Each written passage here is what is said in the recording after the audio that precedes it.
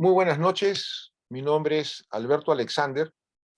Tengo pues el placer de encargarme esta noche del manejo de la entrevista, donde tenemos a un experto en un tema pues de suma importancia hoy en día, que es el ISO 37001 2016. Estamos hablando de todo lo que es antisoborno en una organización, montar un sistema de gestión antisoborno. La pregunta, esto suena así, pero como raro, bueno, esto del 2016 que se oficializó este estándar, se ha empezado pues a divulgar a nivel internacional. En toda nuestra región latinoamericana es un estándar, diríamos pues, de que no hay ninguna empresa, creo, que no esté pensando en su implementación por varias razones, ¿no? Organismos reguladores que lo están exigiendo, organismos del Estado en algunos países lo exigen para poder licitar, o es provechoso tenerlo implantado porque da pues puntos en las licitaciones, etcétera. ¿Qué cosa es lo que pretende este modelo? ¿Cuáles son sus beneficios? ¿Cuáles son los problemas clásicos que se tienen cuando uno lo desea implementar y certificar? Para eso hemos traído esta noche a un experto internacional en el tema, que es el señor Theo Cristian Torres. Theo es ingeniero ambiental, magíster en dirección de empresas industriales y de servicios, terminado un doctorado en ciencias ambientales en la Universidad Nacional Mayor de San Marcos. Tiene pues una amplia experiencia en el manejo de sistemas de gestión de seguridad eh, laboral, en este caso particularmente como el ISO 45000, el ISO 9000, calidad, el ambiental, el ISO 14000, y el ISO pues 37001, antisoborno.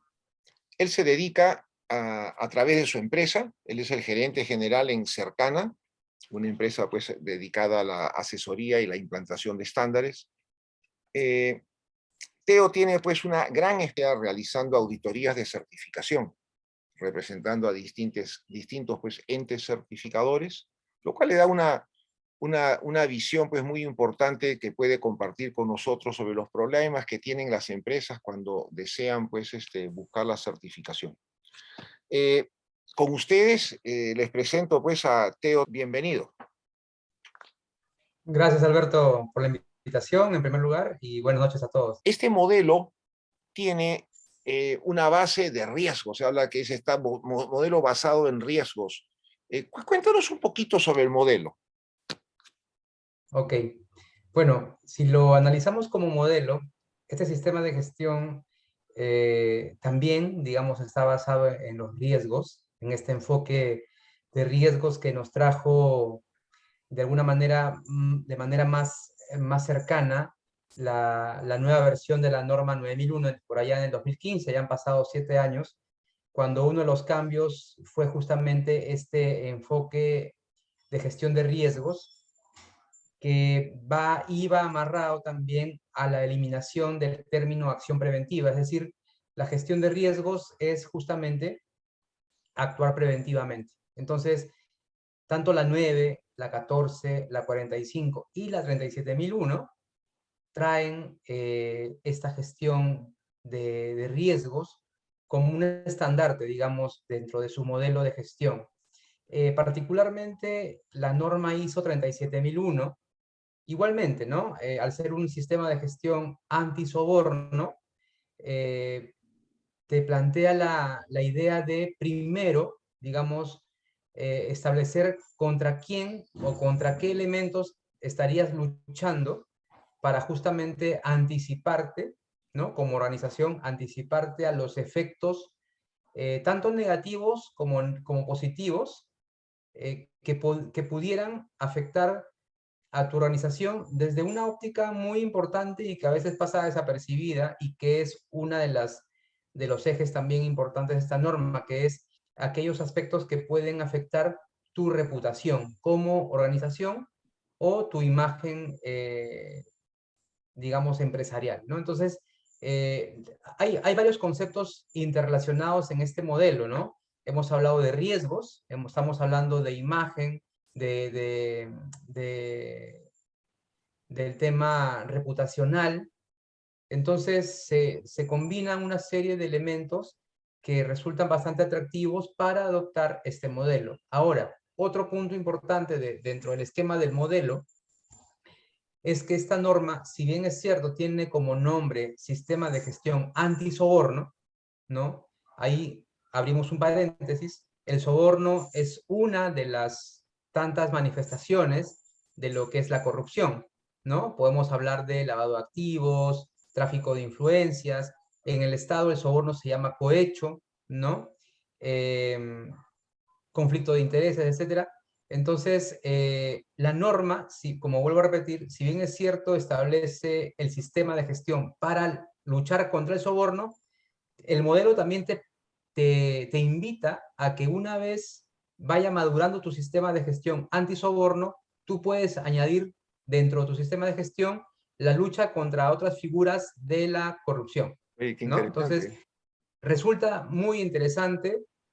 A veces los que implementan esto dejan de lado esa posibilidad, otros no, otros sí dicen efectivamente, por ejemplo, adelantándome un poco a lo que vamos a conversar más adelante, en una empresa de venta de terrenos de proyectos de vivienda, ellos tienen el sistema de gestión antisoborno claramente definido y dentro del sistema de gestión antisoborno está inmerso el tema del lavado de activos, porque hay mucha gente, o bueno, hay muchas personas que buscan lavar activos, ¿no? A través de estos proyectos de inversión de viviendas, ¿no? Entonces, perdón, lavar dinero a través de estos proyectos de inversión. Entonces, es bien interesante cómo el sistema de gestión antisoborno te da esa facilidad de ir incorporando otros modelos, otras figuras, perdón, de corrupción dentro del sistema de gestión.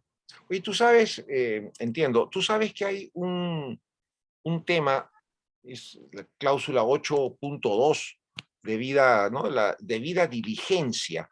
Y Ajá. ¿nos podrías explicar en el modelo qué cosa es debida diligencia?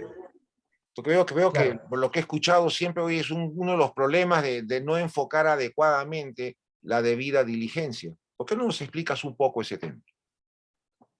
Claro, Alberto, con mucho gusto. Mira, la debida diligencia, de manera sencilla, es el proceso de búsqueda de información que te permita a ti, en este caso a tu organización, acceder a más información o acceder a información que te permita tomar las mejores decisiones, ¿no? Por ejemplo, lo que usual, vamos a decirlo así, cuando, por ejemplo, de repente nos dan el dato de una persona, oye, tal persona, no sé, Juan Pérez, es un profesional que te puede ayudar en tal proyecto. Vamos a poner ese ejemplo, ¿no? Que muchas veces te dan el dato de una persona.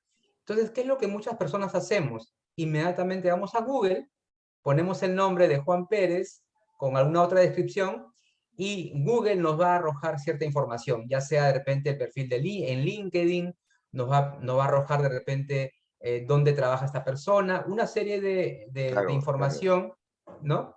Entonces, la debida diligencia, como vuelvo a repetir, es un proceso bastante cercano a nosotros, que es buscar información sobre algo, sobre alguien, pues ese algo puede ser una empresa, una organización, con la cual pensamos establecer algún tipo de trato comercial, ¿no? Entonces, luego de esa búsqueda de información, seguramente aparecerán cosas positivas, cosas negativas, se encenderán de repente algunas alertas, y bajo ese resultado, uno puede tomar la decisión de seguir adelante con algún trato posible con esta organización web o persona, o simplemente decir hasta aquí nomás llego, y bueno, a veces ni siquiera explicar nada, simplemente dejar pasar esa oportunidad de negocio o dejar pasar esa oportunidad de conocer a alguien con el cual pensábamos hacer algún tipo de trabajo, ¿no? Entonces, Claro. básicamente eso es diligencia. Ahora, se aplica en diversos ámbitos dentro del sistema de gestión,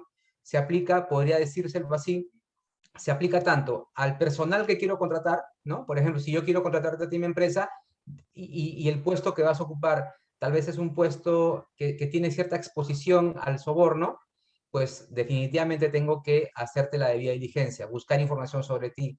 Si eres un cliente, un potencial cliente, igual te aplico la debida diligencia. Si eres un proveedor, también te aplico una debida diligencia. Entiendo. ¿Qué, ¿qué de especial tiene, qué de común tienen estos actores?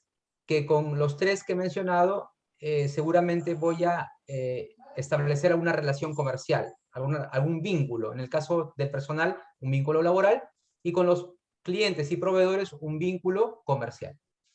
Entiendo, entiendo.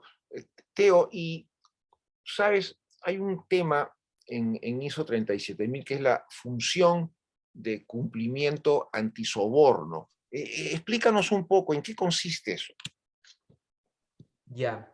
La función de cumplimiento antisoborno, bueno, en principio surge como una figura dentro del esquema de la norma. Es una especie es una función, digamos, que tiene un par de ejes muy importantes. El primer eje estaría asociado a que esta función dentro de la empresa debe asesorar u orientar al resto de personas sobre el sistema de gestión antisoborno, ¿no? Por ejemplo, no sé, soy un colaborador, tengo una duda sobre algún tema o surge en mi mente algún conflicto ético, la función de cumplimiento debe ser, yo podría consultarle a la función de cumplimiento para que me ayude o me oriente sobre esa duda. Ese es el primer gran eje. El segundo gran eje está en la parte más operativa, es decir, la función de cumplimiento se dedica a verificar la eficacia de los controles antisoborno que se establezcan en la organización, haciendo un símil al tema, por ejemplo, de las matrices IPER-C. Cuando hablamos de matriz IPER-C, hablamos de peligros y riesgos de seguridad y salud en el trabajo. Alguien dentro de la empresa busca verificar que los controles, es decir, aquellas acciones que buscan que la gente no se accidente, no se enferme, esa función busca verificar la eficacia de esos controles. En el caso de la función de cumplimiento antisoborno, lo mismo. Busca evidenciar la eficacia de los controles antisoborno establecidos. Otro punto importante ahí, para terminar la idea, es que la función de cumplimiento puede ser ejercida por una o más personas dentro de la propia empresa, ¿no? O sea, es una función que puede ser una, dos, tres, cuatro, cinco personas. Hay empresas muy grandes que tienen toda un área establecida para la función de cumplimiento y hay una especie de organigrama dentro de esta estructura, ¿no? Hay más de una persona. Y también otra cosa que nos permite la norma es que la función de cumplimiento antisoborno puede ser ejercida parcialmente por la propia empresa y puede delegar ciertas actividades de esta función a una entidad externa a la empresa, ¿no? Por ejemplo, muchas compañías de asesoría, incluso estudios de abogado, ofrecen a sus clientes ser la función de cumplimiento que requieren para justamente dar cumplimiento, a la redundancia, a este requisito de la norma. O sea, eso se puede, es como tercerizarlo, ¿no? Correcto. ¿Y cuándo surge o cuándo surge como relevante la tercerización de esta función? Cuando justamente podría la función de cumplimiento estar, digamos, perder un poco la objetividad respecto a algún tema que surja, ¿no? Se me ocurre, ¿no? Si la función de cumplimiento recae en la gerencia, vamos a decirlo así, administrativa o una gerencia operativa, y surge un tema donde parte de la investigación, vamos a decirlo así, de un posible soborno, incluye a personas de esa área, pues definitivamente no podrían ser ¿no? Juez y parte. Entonces ahí surge la necesidad de que intervengan personas tal vez externas a la compañía que tengan total independencia de juicio, ¿no? Claro. Dime, Teo, si viéramos con tu experiencia auditando este modelo desde la perspectiva de certificadora, ¿cuáles son los errores clásicos que tú podrías decir? Estos son los errores clásicos donde hay mayor distribución de frecuencias, ¿no? Donde esos problemas que usualmente presentan las empresas, pues, fallan. ¿En qué fallan? Muy bien. Yo creo que el primer gran error que cometen algunas organizaciones al implementar esta norma está en el hecho de partir de un supuesto, digamos, de un supuesto donde, por ejemplo, en un área determinada, vamos a decir así, o en un proceso determinado de logística, por ejemplo, decir, ¿no? Bueno, en logística no tenemos ningún riesgo de soborno porque, uno, nunca ha pasado nada. Dos, existen una serie de controles que justamente hacen imposible o inviable o que ocurra algo ahí. Entonces, cuando uno va a revisar justamente el requisito 4.5, que es la evaluación de riesgo de soborno, te das con la sorpresa, ¿no?, de que para un proceso donde obviamente hay una alta exposición al soborno, pues no han identificado ninguno, porque parten de la premisa de que todo está ya controlado, ya no hay ningún riesgo de soborno. Y yo siempre les digo, y creo que es importante compartirlo, ¿no? Si efectivamente existen controles, es porque el riesgo está presente. Y lo que la norma te dice es que tienes que identificar el riesgo y luego evaluarlo para justamente justificar los controles que estás estableciendo. Entonces, es como que yo recomendaría ahí, digamos, es partir del escenario básico, en el sentido de que demos la oportunidad de plantear los peores escenarios en los procesos que intervienen en el sistema de gestión, y sobre esa premisa, de partir del peor escenario, comencemos a construir o a identificar los riesgos, ¿no? Porque si empezamos por el extremo final, digamos, de donde todo está controlado, todo ya está, digamos, escrito, todos los tienen claro, pues definitivamente vamos a tener una debilidad posterior. ¿Por qué? Porque no olvidemos que los sistemas de gestión o las organizaciones son cambiantes en el tiempo. Entonces, Claro. lo que hoy día está bajo control, tal vez mañana, cuando haya algún cambio importante adentro o fuera de la organización, va a hacer que la realidad cambie. Por tanto, en esa realidad futura, puede ser que los controles no sean suficientes y surjan nuevos, o los mismos riesgos de soborno surjan repotenciados y perdamos la oportunidad de haberlos visibilizado previamente, ¿no? Entonces, yo creo que ese es uno de los principales errores. Claro. Dime, cuando uno implanta, te cuento así rápidamente, implanta estos sistemas de gestión.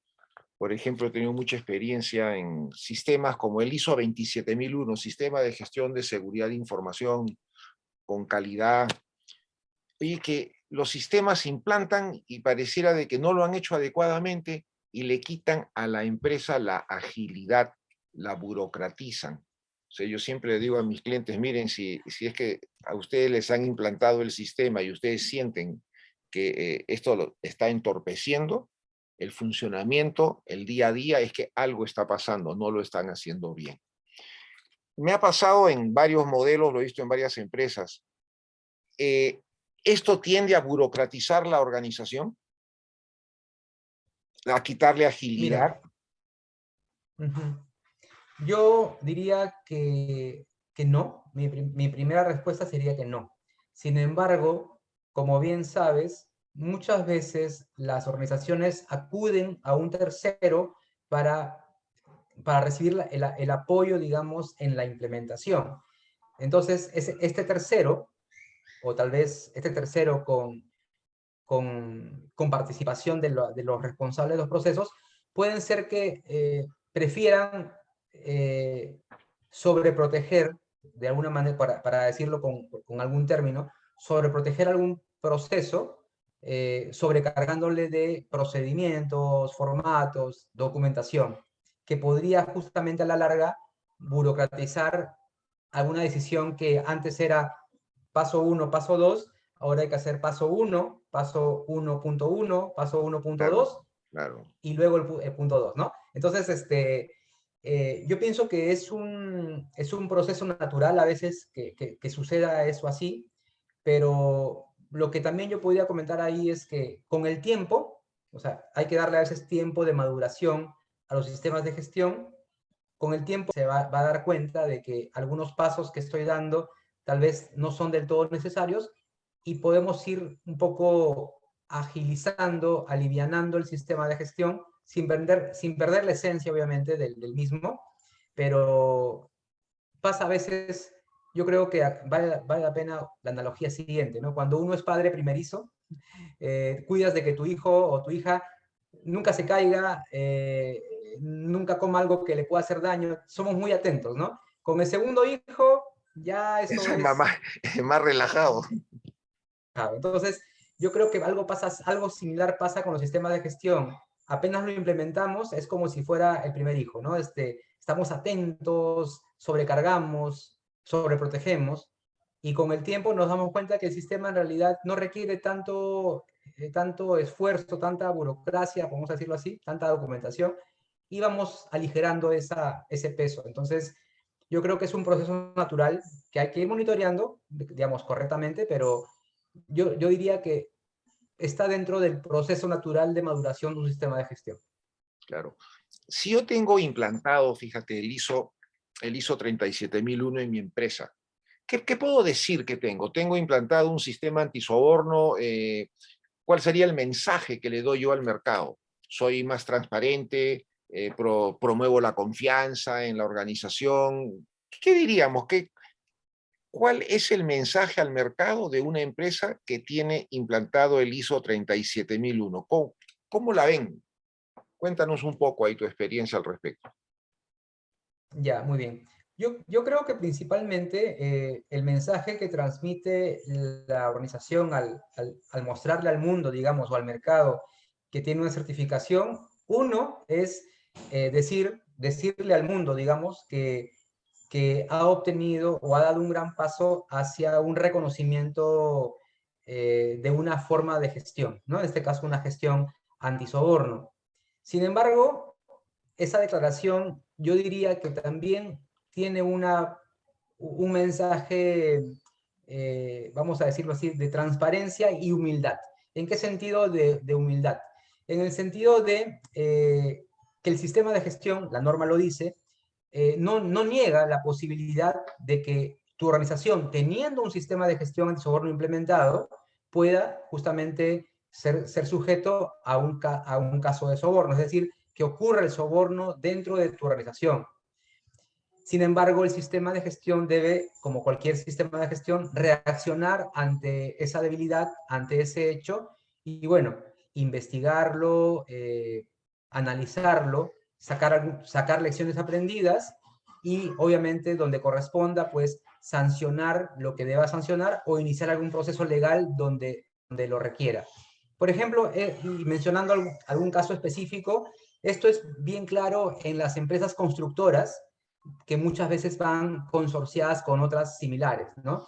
Eh, Muchas de ellas han a veces pagado los platos rotos de sus consorciados, ¿no? Han actuado con transparencia, pero el consorciado fue quien falló, vamos a decirlo así. Entonces yo creo que para redondear la idea es eso, ¿no? Un mensaje de transparencia y humildad, en el sentido de aceptar de que sí, me preparo para evitar el soborno, pero de ocurrir el soborno en mi empresa o en mi organización, también estoy preparado para tomar las acciones al respecto, ¿no? Claro, y también pienso, ¿no? La ventaja competitiva frente a competidores en el mercado, pues el hecho que yo tenga el ISO 37000, ¿no? Eh, implantado y que lo tenga pues funcionando en mi organización. ¿Cuánto tiempo, bueno, pregunto y respondo, cuánto tiempo puede tomar la implantación del ISO 37000? Va a depender pues el alcance, obviamente, ¿no? Pero ¿cuánto es más o menos un promedio de tiempo que dirías tú la implantación del modelo? ¿6 meses? ¿8 meses? Bueno, es una pregunta bastante compleja en realidad porque habría que partir o habría que preguntarnos desde dónde parte la organización. Por ejemplo, vamos a decirlo así, si hacemos un paralelo, si la pregunta fuera sobre implementar un sistema de gestión ambiental, vamos a decirlo así, muchas empresas parten de cero en la parte ambiental, ¿no? Crear todo, ¿no? Para dar cumplimiento a esta norma. En el caso de la gestión antisoborno, yo diría que nunca partes de cero. ¿Por qué? Por ejemplo, si hablamos de un proceso de compras que siempre va a estar dentro del alcance de un sistema de gestión antisoborno, en compras usualmente se tienen controles justamente que buscan eso, la transparencia en cuanto a la adquisición de bienes y servicios, ¿no? Entonces, por ahí creo que ya se viene trabajando desde hace años.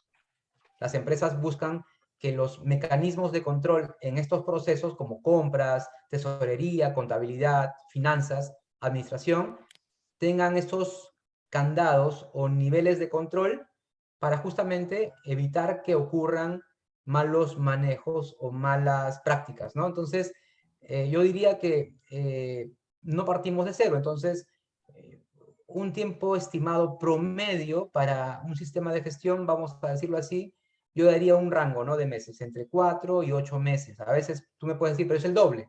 Sí, porque va a depender justamente de la complejidad de la empresa, del alcance, digamos, del sistema de gestión, si es una sede o es multisede.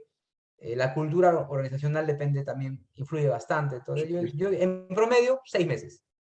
Está bien. ¿Algo más quisieras añadir? ¿Alguna recomendación final, Teo? Claro, luego ahí leemos una pregunta que aparece en el chat, pero antes de eso, lo que yo quisiera agregar tal vez es que la norma tiene una particularidad que no la mencioné previamente. Para los que conocen de repente un poco sobre las normas 9, 14, 45,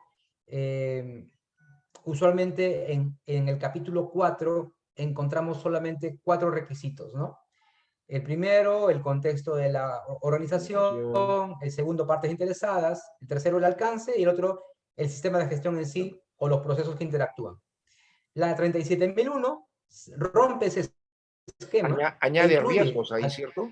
exactamente, ¿no? Añade dentro del capítulo 4, añade el 4.5, es la única norma de estas 4 que hemos mencionado que tiene 5 acápites dentro del capítulo 4.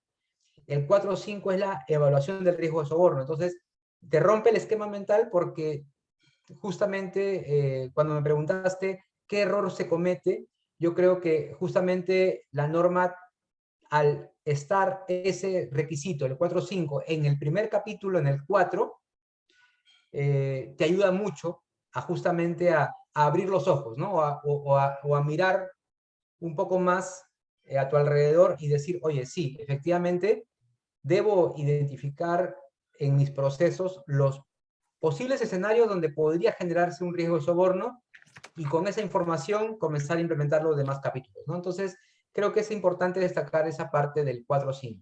Claro. Fíjate, a ver, corrígeme si me equivoco, cuando en la 37.001, creo que acá hay una pequeña variante, como tú estás mencionando. Yo para definir el alcance, usualmente, por ejemplo, en otros modelos es ver la 4.1, aspectos internos, externos. Oye, me voy a ver las partes interesadas y dado la 4.1 y la 4.2, me ayuda a definir mi alcance. Pero acá también estoy contemplando la 4.5 para definir el alcance, ¿cierto? O sea, el análisis de Correcto, riesgo. Claro, así es. claro. Entonces, es un análisis más completo, más Claro, es complejo para que también. no deje yo un proceso, como dijiste hace un rato, un proceso que de repente tiene muchos riesgos de soborno, pues si no lo estoy incluyendo, ¿no? Así es. Entonces, es bien interesante cómo esta norma plantea el capítulo 4 y tú lo has complementado perfectamente, ¿no? Al mencionar que para el alcance tienes que tomar en cuenta este requisito. Entonces, a mí, cuando empecé con esta norma, realmente a mí ese 4.5 me sacó de cuadro, como se dice, me rompió mi esquema mental, porque venía del 9, la 14 y la 45, y me costó, sí, entenderlo, pero realmente después te das cuenta de lo valioso que resulta que esté ahí ese requisito, ¿no? Claro, claro, claro, Teo. Mira, Teo, yo, en verdad me parece excelente lo que has presentado en un tiempo pues bastante corto. Yo quisiera a continuación escuchar a ver qué preguntas tenemos de la audiencia, pues veo que acá hay una, ¿no? La voy a leer acá y los Sí, que hay tengan una pregunta. preguntas me las generan pues por el chat. Acá dice, fíjate, existen condiciones en algunas organizaciones para tener un órgano de gobierno. O sea, creo que acá el mensaje es si hay un órgano de gobierno, veo que en algunos casos no hay órgano de gobierno y esa función la toma la alta gerencia. Y hay algunas condiciones donde yo tengo que tener un órgano de gobierno o simplemente puedo prescindir de él. Es un tema que vale la pena mencionar porque en la norma 37.001 justamente aparece esta mención al órgano de gobierno y efectivamente, digamos, habría que analizar cómo la organización ha definido, digamos, quién es el órgano de gobierno y quién es la alta dirección. Hay muchas empresas, por ejemplo, donde la alta dirección es ocupada por las mismas personas del órgano de gobierno, es decir, los socios fundadores o los dueños de las empresas ocupan las gerencias, ¿no? Entonces, en ese caso, no tiene sentido diferenciarlos porque son las mismas personas. Pero donde sí surge interesante es, digamos, en organizaciones donde a veces o generalmente eh, por mayor tamaño es importante, digamos, que exista este órgano de gobierno, recibiendo información valiosa de parte de la alta dirección. O sea, el tamaño podría ser una variable, pues, que incida, ¿no? Sí, definitivamente. Una de las variables sería el tamaño. Oye, muy bien. Gracias, Teo. ¿Alguna otra pregunta, inquietud que tuviera nuestra audiencia para que nos manden un chat? ¿Verdad que has hecho una excelente presentación en un cortísimo plazo? Yo creo que se cubrió pues los puntos más importantes que pensábamos desarrollar esta noche. Primero quiero de nuevo altamente agradecerte el hecho después de haber aceptado nuestra invitación y compartir con todos nosotros estos conceptos sobre el ISO 37001.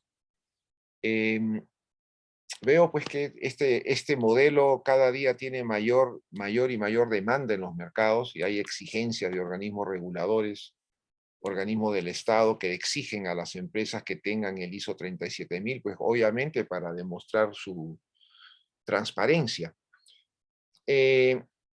Yo no sé, Teo, si tú quieres mencionar algo final. Las otras normas, la 9, la 1445, solamente exige una revisión por la dirección.